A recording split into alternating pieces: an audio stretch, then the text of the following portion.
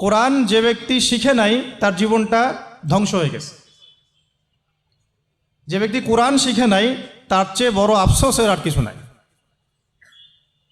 আপনার degree certificate, হ্যাঁ, আপনার MBBS degree, engineering degree, PhD degree, এগুলো সম্পূর্ণ বৃথা হয়ে যাবে যদি আপনি কোরআন না শিখেন।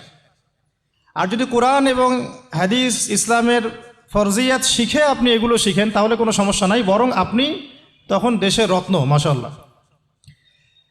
তো আশা করব আমরা সবাই কোরআনের প্রতি অনেক বেশি যত্নশীল হব, কোরআনের হক আদায় করার চেষ্টা করব ইনশাআল্লাহ। যারা কোরআন শিখতে পারি নাই, চেষ্টা করি আগামী 3 মাস থেকে 6 মাস সময় নিয়ে নেন। এই 6 মাসের মধ্যেই কোরআন শিখে ফেলার চেষ্টা করি, আল্লাহ পাক তৌফিক দান করেন। আগামী রমজান আসার আগেই কোরআন শিখতে হবে, রাজি আছেন ইনশাআল্লাহ?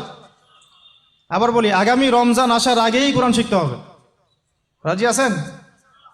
ইন্নামাল আমালু বিন্নিয়াত, আমলের প্রতিদান ফলাফল নিয়াতের উপর নির্ভর করে।